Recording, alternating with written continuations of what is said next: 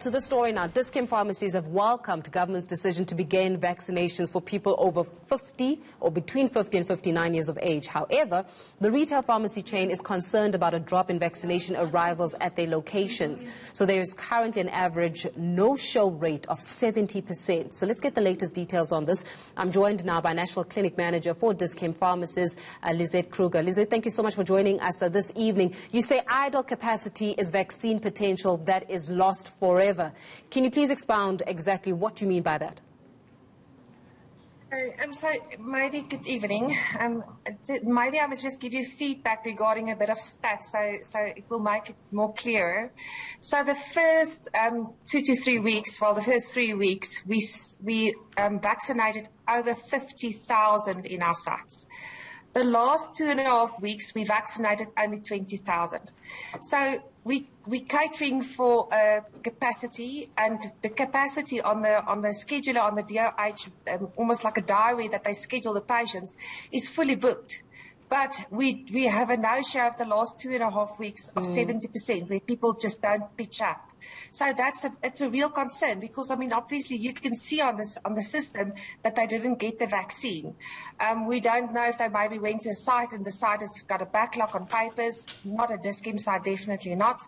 But it's a real concern, and we're sitting with the vaccines. We're sitting with almost 60,000 dosages. We believe that if it's going to go over to the 50s and over, that we will obviously gain traction. And yes, we are starting with a second vaccine from next week, but it will be diluted because there's so many more sites that opened. Yeah. So, and we're sitting with the stocks.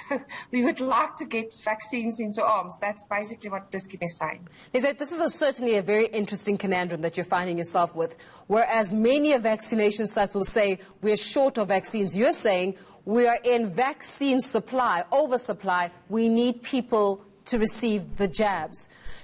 Could there possibly be an information deficit where it comes to people's comfortability with taking the vaccine, or maybe fears have sparked as a result of being in the third wave that is causing a little bit of apprehension for people to actually go and visit a Dis-Chem pharmacy and actually take the jab? Sorry, I lost you a bit, but the last bit I got. So yeah, yes, there's probably people that's got COVID at the moment. I mean, if you look at the stats in Gauteng specifically, there's probably people that's got COVID. And yes, they probably are a bit scared of coming out. But I mean, we would really like to open the other age groups maybe a bit earlier, where there's no shows. I don't know. I mean, I know it's difficult for the DOH, and they've been doing a great job. But I mean, still, we really need to get those vaccines in the arms. I mean, to get the coverage. I mean, even with the Delta mutated virus, Pfizer's got a good coverage, and especially after the second dose with all the clinical studies. So I hope I answered your question. I'd lost you a bit in the beginning. Sorry. We'll try to sort out the gremlins in the system, Lizeth, between you and I. But let's speak a little bit about the government's ability to allay or certain vaccination-associated apprehension among South Africans. Do you think a good enough job has been done to give South Africans some kind of confidence that the vaccines that they will be taking are indeed effective and safe for use? Difficult question. I don't think there's one answer for that. I think because of the AstraZeneca and then the J&J, in what happened in America, people is a bit scared. I mean, they are a bit reluctant, and that's the human brain. That's how it works. I think maybe, and because of the COVID virus, I mean, it's changing with every wave now. It's changing, and it's a new virus. I mean, it's so difficult. I don't think too much information, or there will always forever be too much information for patients.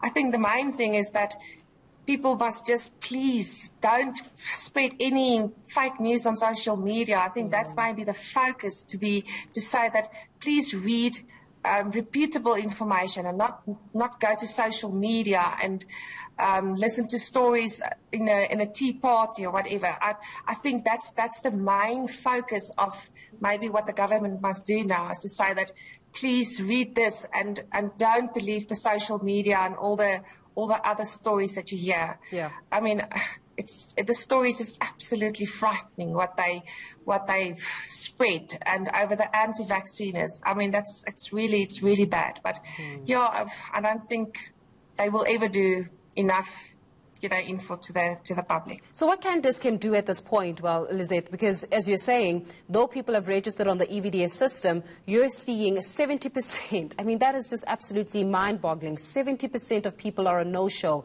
Does that mean to make matters a little bit more simpler and the process a little bit more easier, perhaps even more comfortable for people?